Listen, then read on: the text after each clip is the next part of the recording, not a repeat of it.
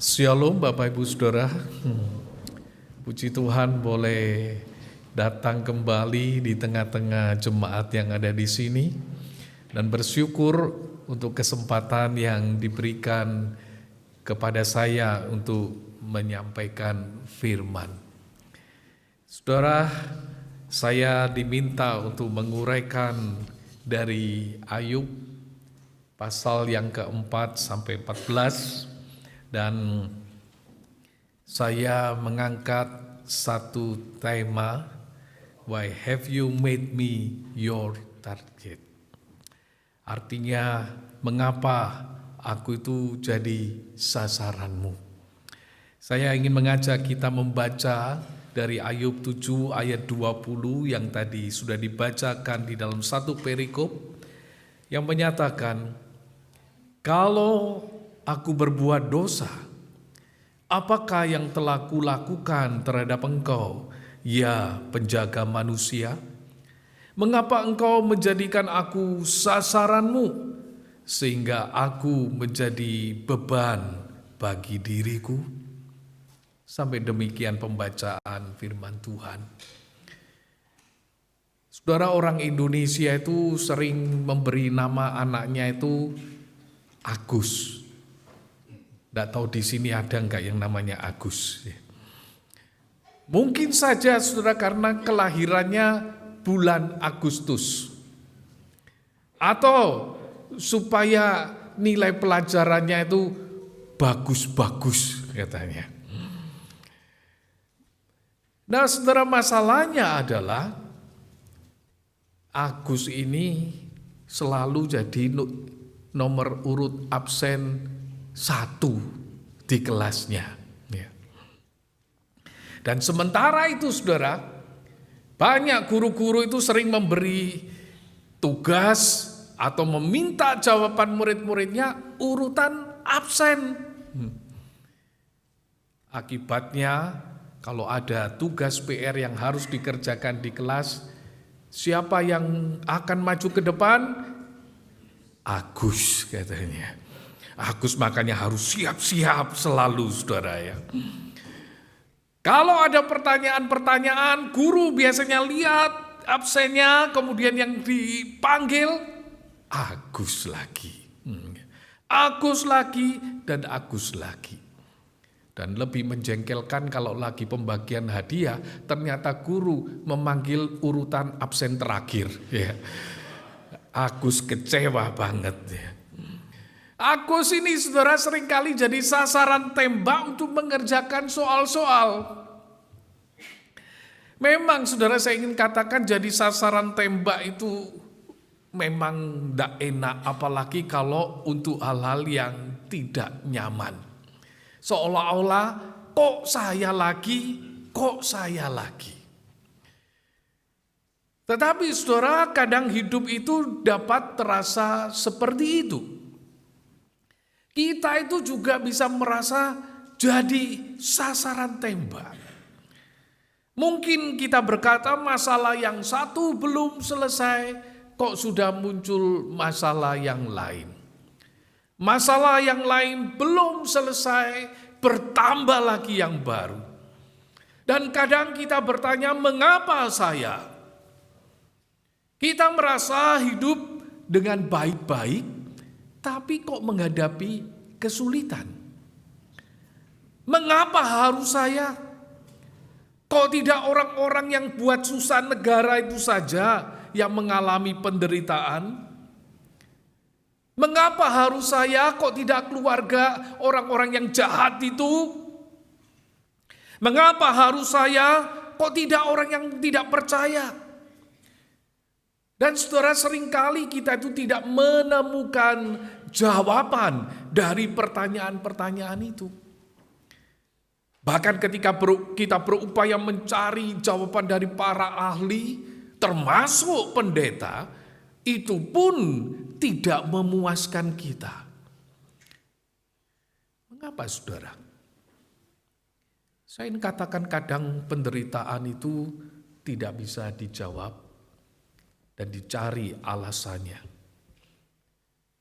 Kadang penderitaan, kesulitan itu hanya bisa diterima dan dijalani dengan memandang kepada Sang Empunya kehidupan itu. Setelah inilah yang kita lihat di dalam kisah Ayub. Penderitaan Ayub itu kalau boleh digambarkan dengan peribahasa Indonesia itu saudara, sudah jatuh tertimpa tangga pula katanya. Namun kalau saya membaca lebih jauh sepertinya peribahasa ini masih susah menggambarkan penderitaan yang dialami Ayub. Harusnya sudah jatuh tertimpa tangga, dikejar anjing, diserempet mobil, kecemplung sungai, digigit buaya, saudara. Mengapa? Sebab penderitaan Ayub ini sangat luar biasa. Hartanya habis dalam sekejap, 10 anaknya meninggal, para pelayannya banyak yang mati, kemudian dia menderita penyakit yang tidak jelas, dari kepala sampai ujung kaki ini penuh dengan luka. Tidak heran kemudian Ayub itu bertanya, mengapa engkau menjadikan aku ini sasaranmu? Di tengah situasi yang tidak mudah itu, sahabat-sahabat Ayub menemani selama seminggu tanpa berbicara satu kata pun. Oh saudara, mungkin mereka sangat sedih melihat apa yang terjadi pada Ayub. Pertanyaan mereka selama seminggu itu mungkin sama dengan yang diajukan oleh Ayub. Mereka bertanya, mengapa Ayub mengalami hal ini? Mengapa kejadiannya begitu tiba-tiba dan menghancurkan semuanya? Mengapa harus Ayub sahabat mereka? Dan disinilah saudara pertanyaan itu coba dijawab oleh sahabat-sahabat Ayub ini. Masalahnya saudara, mereka datang dengan asumsi-asumsi yang keliru. Mereka mencoba memahami Allah dan pekerjaannya di dalam perspektif manusia itu. Mereka tidak tahu apa yang terjadi di dalam Ayub pasal 1 sampai 3 di mana kita membacanya. Tetapi saya pikir saudara, pemikiran mereka itu kadang mewakili pemikiran kita sebagai manusia itu. Yang pertama saudara, kita melihat ada anggapan bahwa penderitaan adalah akibat dari dosa.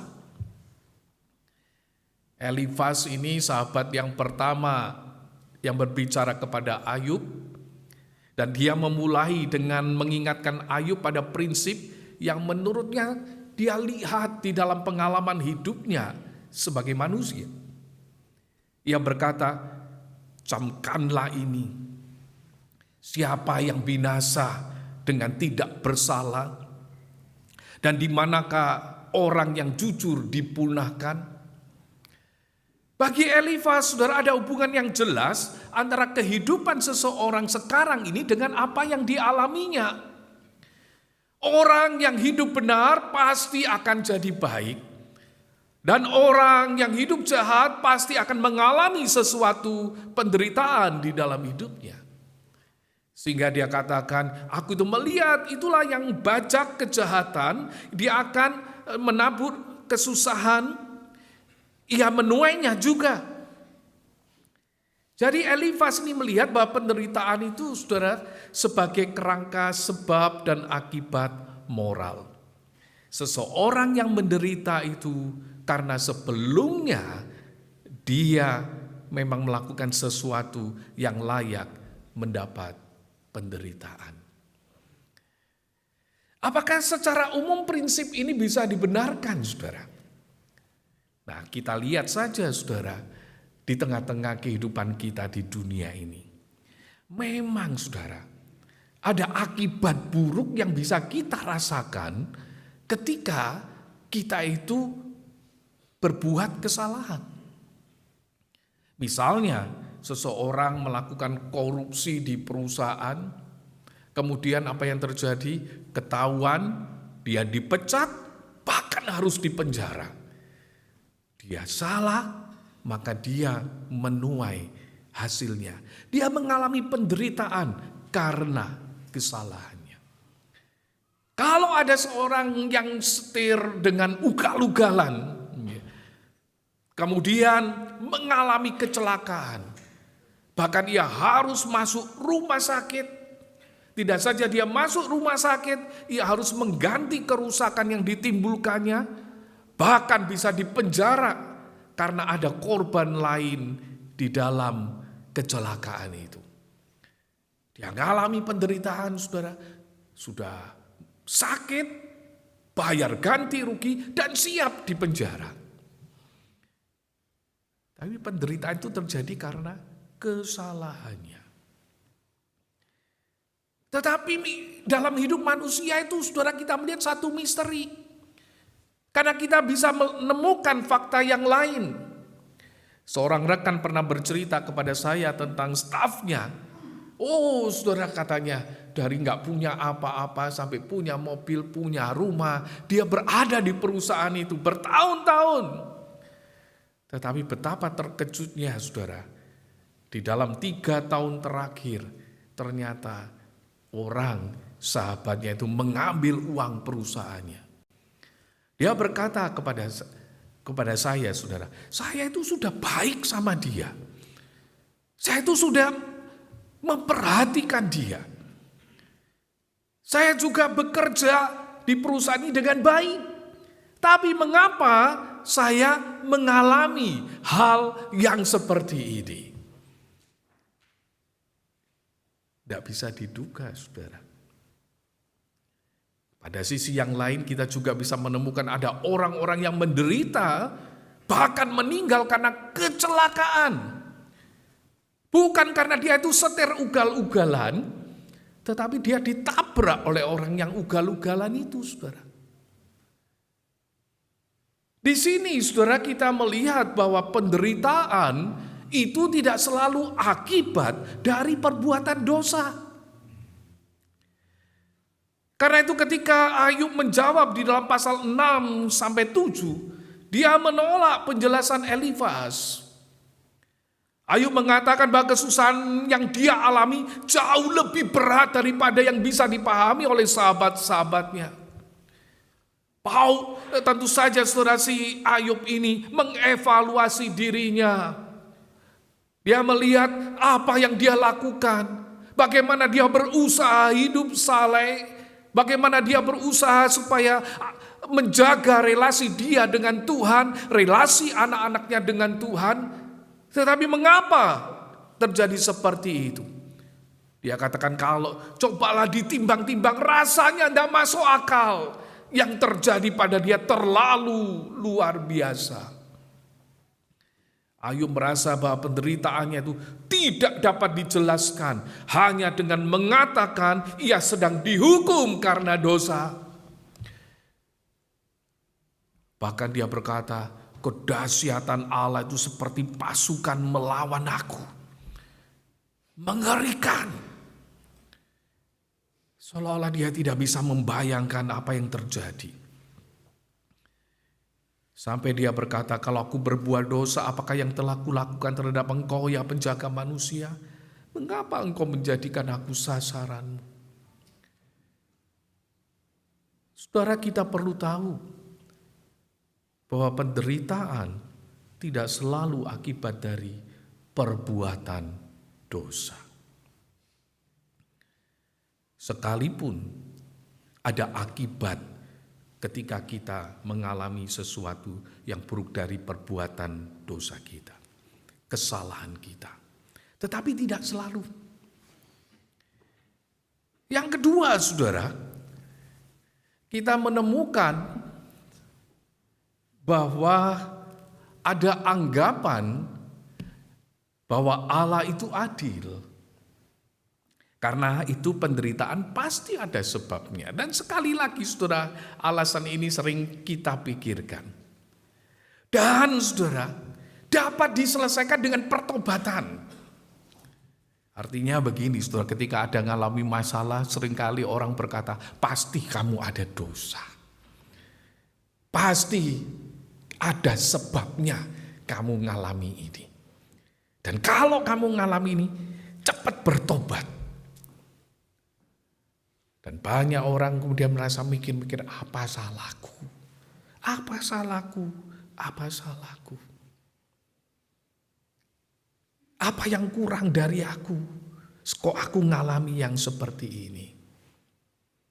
Seorang saudara ketemu dengan saya dan menyampaikan hal ini. Mengalami masalah demi masalah. Dan dia berkata, kok ini ya, apa salah saya ya? Mungkin ada yang kurang di dalam diri saya. Mengapa kita berpikir demikian, saudara? Sama seperti yang disebutkan oleh Bildad, sahabat yang Ayub yang kedua ini, saudara. Bagi dia, saudara, persoalannya sebenarnya sama. Sederhanalah.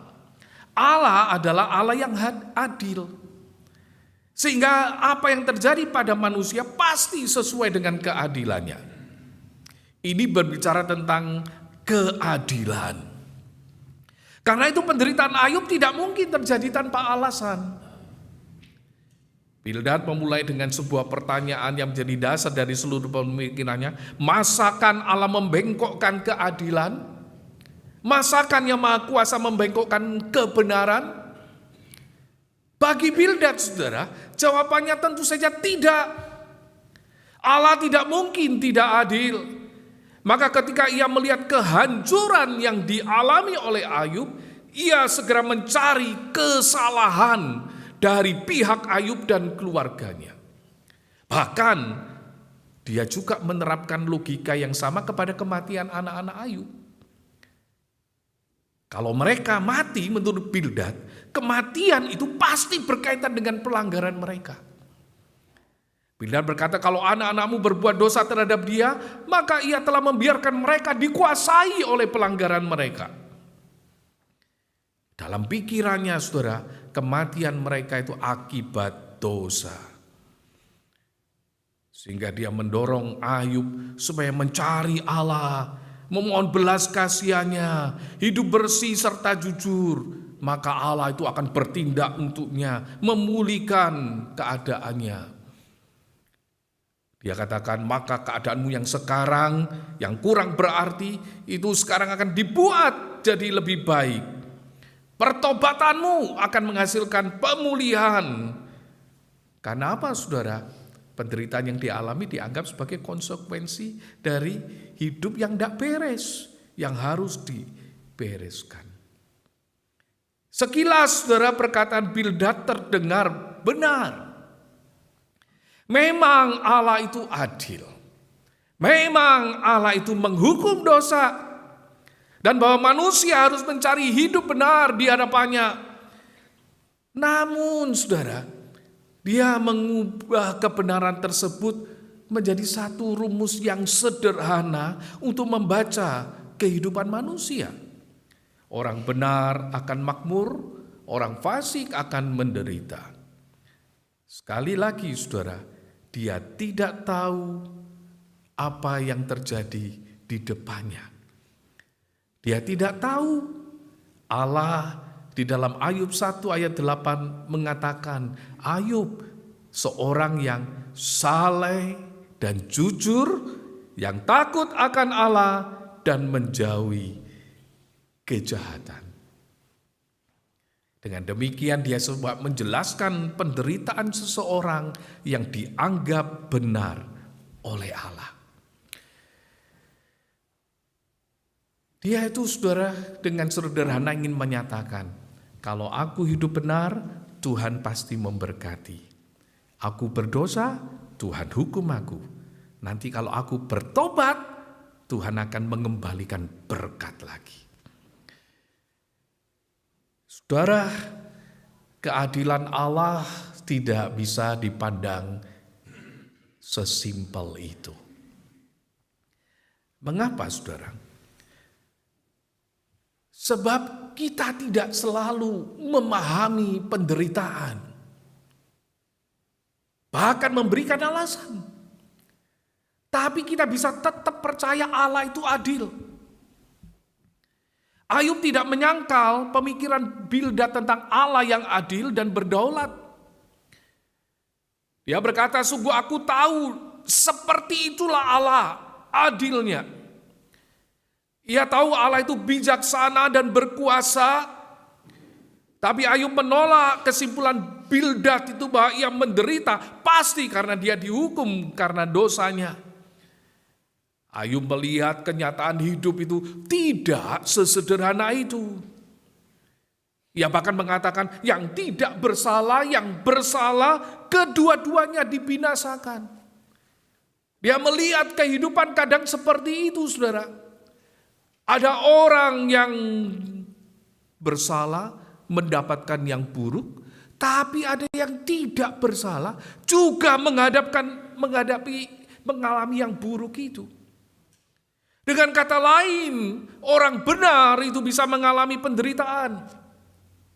Sehingga penderitaan itu, saudara, tidak dapat dijadikan ukuran untuk menentukan orang itu benar atau salah di hadapan Allah. Kenapa, saudara? Karena itulah yang terjadi di dalam kehidupan kita. Ayub bukan mengatakan bahwa dirinya itu tanpa dosa. Ayub tidak mengatakan dia itu suci. Tetapi ia sedang menegaskan penderitaan itu bukan akibat dosa tertentu. Sebagai yang mana yang diungkapkan oleh sahabatnya. Maka penyelesaiannya dengan pertobatan itu tidak menjadi jalan keluar. Sehingga jawaban Ayub terhadap Bildad ini bukan berarti Allah itu tidak adil. Tetapi dia ingin berkata Allah itu adil. Tapi penderitaan tidak selalu berkaitan dengan penghukuman karena dosa. Ayub tidak mempunyai jawaban atas pertanyaan mengapa.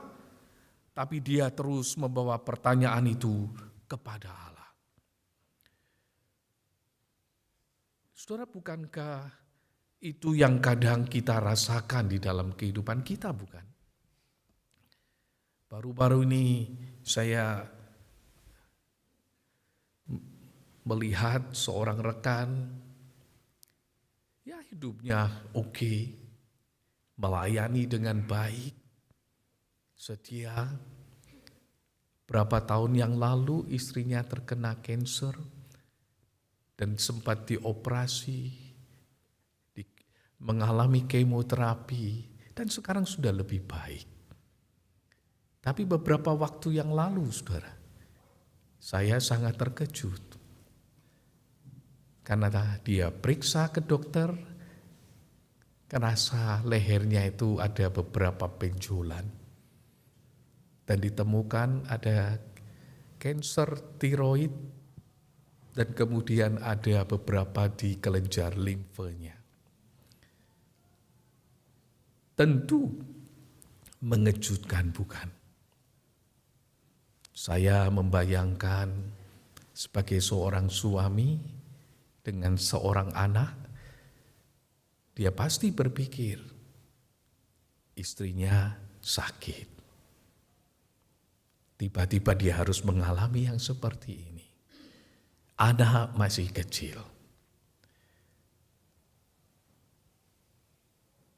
Saudara, kita menemukan bahwa memahami penderitaan itu kadang tidak mudah. Tapi bukan berarti Allah itu tidak adil. Kita harus membedakan Allah yang tidak adil dari saya yang tidak memahami bagaimana keadilan Allah itu bekerja di dalam situasi kehidupan yang seperti itu. Bahkan ketika kita itu tidak bisa menjawab, keadilan Allah itu tidak berubah, saudara. Yang ketiga, saudara, ada anggapan bahwa Allah itu maha bijaksana. Maka sudahlah, tidak usah tanya macam-macam. So far ini saudara berbicara paling keras dan paling tidak sabar. Ia merasa Ayub terlalu banyak membela diri. Ia merasa Ayub itu terlalu yakin dirinya benar. Karena itu saudara, so far nggak lagi mencoba memahami pergumulan Ayub, tapi langsung tegur Ayub. Dia berkata, apakah orang yang banyak bicara tidak harus dijawab? Ia menuduh Ayub terlalu banyak bicara, dan bagi so far kamu terlalu sombong, kamu terlalu banyak membela diri. Malah dia berkata, harusnya Allah sendiri yang ngomong sama kamu supaya kamu itu ngerti. Bagi so far saudara, persoalan Ayub sebenarnya jauh lebih serius daripada apa yang dia sadari. Ia berkata bahkan Allah telah menghukum Ayub itu lebih sedikit daripada yang layak diterima. Sangat menyakitkan saudara. Seolah-olah dia berkata yang kamu rasakan ini tidak ada artinya, seharusnya kamu dikasih lebih lagi, begitu ya. Jadi dia katakan penderitaan Ayub bukan sesuatu yang tidak adil. Ayub harusnya lebih banyak mengalami itu. Sampai dia bertanya, apakah engkau bisa memahami hakikat Allah, menyelami batas-batas kekuasaan yang maha kuasa? Bagi so far, dia berkata, Ayub, kamu itu manusia biasa, terbatas. Allah itu tidak terbatas. Kamu tidak usah bertanya kepada Allah, mengapa kamu mengalami ini? Kamu cuma merendahkan diri di hadapan Allah. Bertobatlah, pasti ada yang salah di dalam hidupmu. Nanti kalau kamu bertobat, kamu akan mendapatkan perbaikan. Bahkan dia katakan nanti setelah kamu meninggalkan kejahatan, hidupmu akan kembali dengan penuh harapan dan aman. Seolah-olah so far ini saudara berkata, Ayub kamu nggak usah banyak membela diri. Allah itu jauh lebih bijaksana daripada engkau. Rendahkanlah dirimu, bertobatlah, jangan tanya keadilan Allah. Allah akan memulihkan hidupmu. Tetapi saudara, Ayub merespon so far ini dengan sangat keras. Bahkan dengan sarkasme, begitu ya. Yang merasa ketiga sahabatnya ini saudara, seolah-olah mereka ini seolah-olah memiliki pengetahuan lebih tinggi daripadanya. Dengan sendiriannya saudara, Ayub menunjukkan ia tidak kalah dalam pengetahuan teologis dibandingkan mereka. Ayub kemudian menegaskan, ia juga memahami kedaulatan Allah. Ia berkata, tetapi pada Allah lah hikmat dan kekuatan, dialah yang mempunyai pertimbangan dan pengetahuan. Bahkan Ayub 12, Ayub itu mengatakan masalah Ayub bukanlah karena dia tidak memahami Allah berdaulat.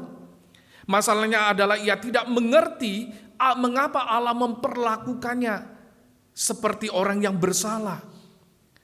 Sehingga dia berkata di dalam pasal 13 ayat 3, aku hendak berbicara kepada yang maha kuasa. Aku ingin membela perkaraku di hadapan Allah. Kalau boleh diringkas saudara, Ayub berkata, aku tahu Allah itu berdaulat dan hikmatnya tidak terbatas. Tetapi tidak berarti aku harus menerima tuduhan kalian bahwa penderitaanku adalah akibat dosa tertentu. Aku tidak membutuhkan penjelasan kalian. Aku ingin membawa perkaraku langsung kepada Allah. Saudara, di sini kita lihat Ayub tidak meninggalkan Allah di dalam penderitaannya. Bahkan ia semakin berani datang langsung kepada Allah dengan pertanyaan, dengan keluhannya, dan dengan imannya. Sebab apa saudara? Allah yang maha bijaksana itu membuka ruang bagi anak-anaknya untuk bertanya, mengapa Tuhan, di dalam ketidakmengertian mereka. Pertanyaan mengapa Tuhan tidak selalu menunjukkan pemberontakan Allah mengizinkan di tengah-tengah ketidakmengertian kita, menghampiri Dia. Mengapa saya mengalami yang seperti ini, Tuhan? Kalau kita lihat, saudara, Allah sendiri menegur sahabat-sahabat Ayub, karena mereka tidak berbicara tentang Dia dengan benar, seperti Ayub. Bukan berarti Ayub itu punya jawaban yang benar.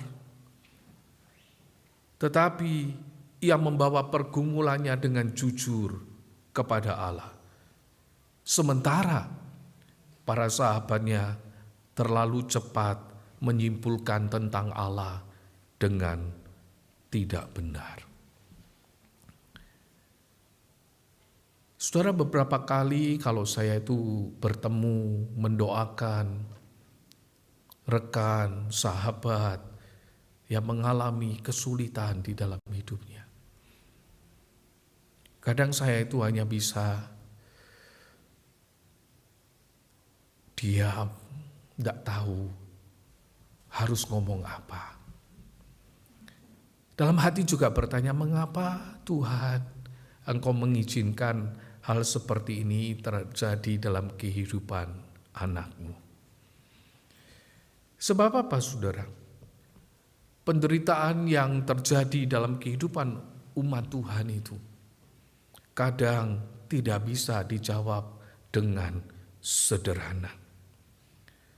Penderitaan yang terjadi dalam kehidupan umat Tuhan tidak selalu dapat dijelaskan sebagai hukuman dari dosa atau kesalahan tertentu.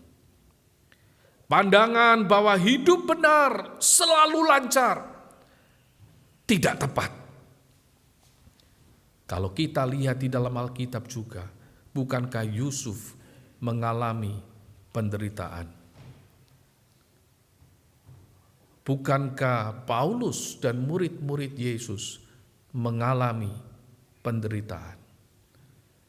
Bukankah Yesus yang orang benar itu juga mengalami penderitaan?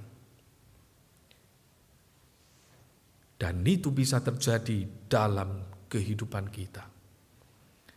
Di dalam keadaan itu, saudara, mungkin kita susah mendapatkan jawaban. Tetapi kita itu dipanggil untuk tetap memandang Dia. Ketika keinginan-keinginan kita tidak dikabulkan. Ketika kesembuhan tidak datang. Ketika keluarga yang hancur tidak dipulihkan. Bahkan ketika harapan kita itu tidak tercapai. Apa yang menjadi jaminan kita, saudara? Jaminan kita itu satu, bahwa saudara adalah umat Allah. Saudara adalah anak-anak Allah. Saudara adalah orang-orang yang dikasihi Allah. Roma 8 ayat 31 sampai 39 itu menyatakan, apakah yang akan kita katakan tentang semuanya ini? Kalau Allah di pihak kita, siapakah lawan kita? Ia yang tidak menyayangkan anaknya sendiri tetapi yang menyerahkan bagi kita. Bagaimana mungkin Ia tidak mengaruniakan segala sesuatu kepada kita bersama-sama dengan Dia? Dia bertanya, siapakah yang akan memisahkan kita dari kasih Kristus? Penindasan, atau kesesakan, atau penganiayaan, atau kelaparan, atau ketelanjangan, atau bahaya, atau pedang? Apakah ketika anak-anak Tuhan mengalami kesulitan itu kasih Kristus tidak ada? Paulus katakan tidak. Sebab apa?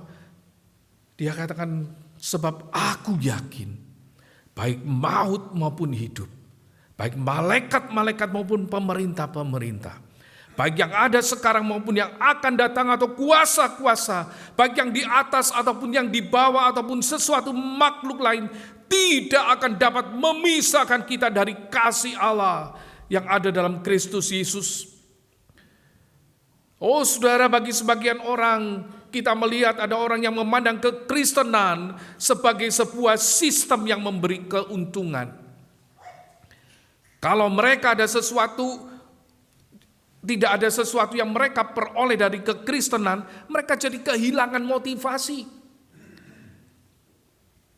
Artinya kita itu selalu ingin mendapatkan yang baik dari kekristenan kita.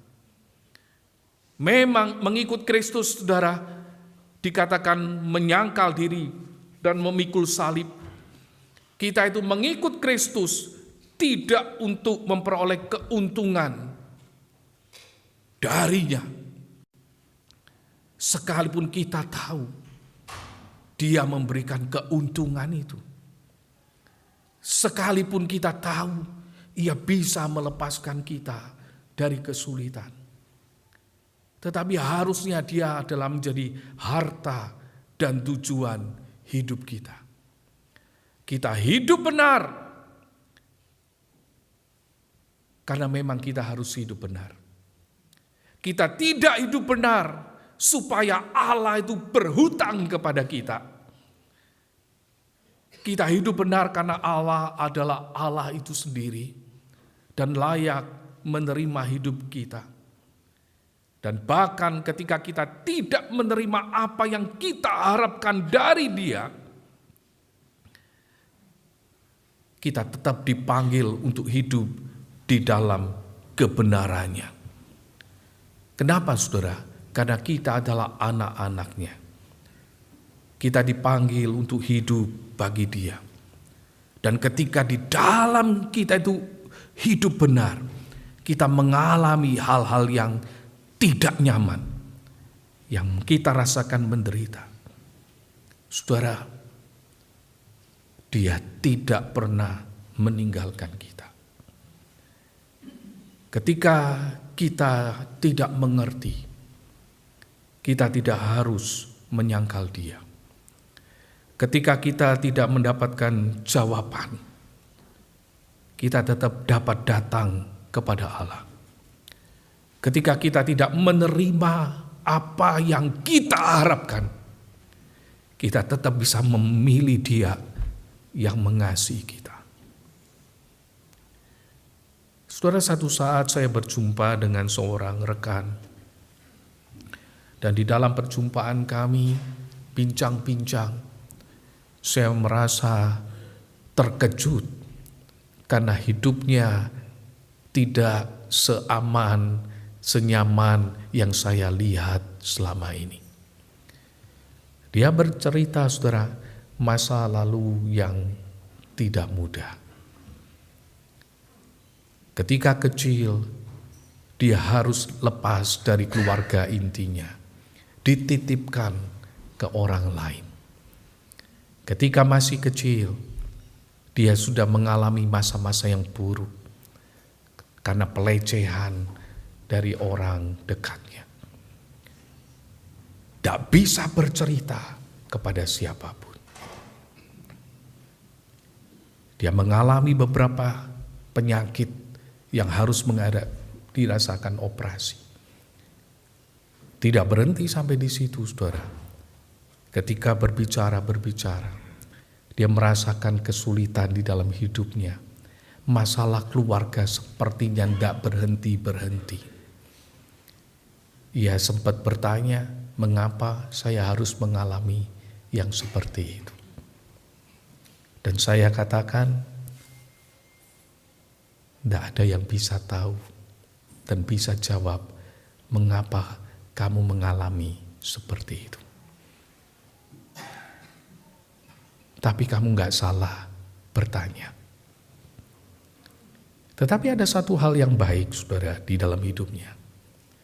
Ia mencoba menerima keadaan itu. Sampai satu saat saya tanya dengan satu pertanyaan. Kenapa kamu kok bisa menjalani hidupmu seperti ini? Kenapa kamu bisa berdamai dengan orang yang menyakiti engkau? Kenapa kamu masih bisa menerima situasi yang tidak nyaman? dalam hidup kamu.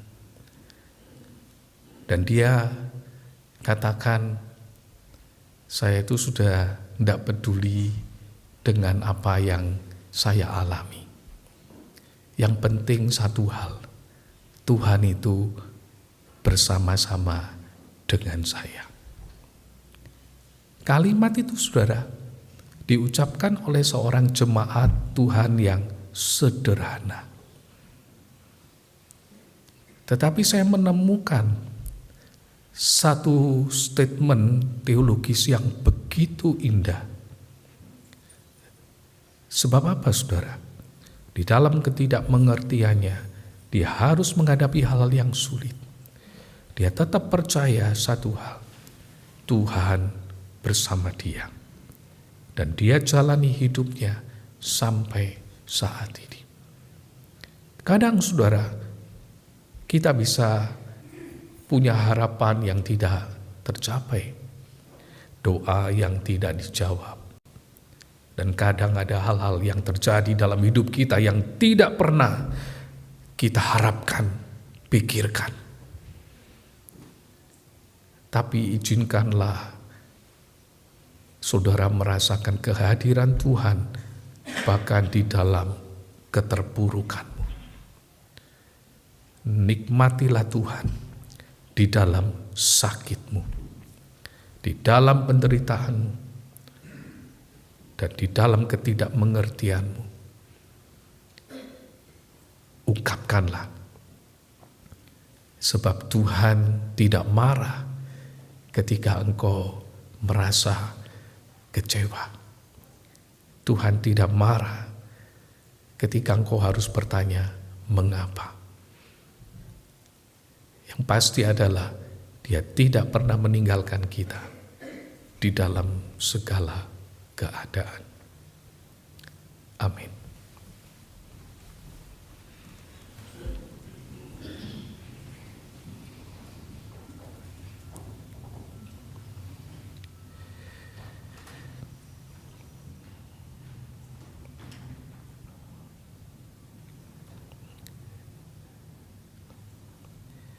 Ya Tuhan, dunia tempat kami ini adalah dunia yang dikuasai oleh dosa, dan kami masih mengalami sesuatu yang menyakitkan fisik kami, menyakitkan hati kami. Dan biarlah Tuhan, kami umat-Mu sadar bahwa kami tidak kebal terhadap semua hal itu. Kami bisa mengalami sakit, kami bisa mengalami penderitaan, tapi biarlah kami terus mengingat, kami adalah milik-Mu, kepunyaan-Mu, orang yang Engkau cintai, dan Engkau akan terus bersama kami, bahkan di dalam pergumulan iman kami, yang kadang menjadi lemah karena situasi. Tolonglah umat-Mu Tuhan hari-hari ini, dan biarlah mereka boleh menemukan Engkau, dan merasakan kehadiran-Mu. Di dalam nama Tuhan Yesus Kristus kami berdoa. Amin.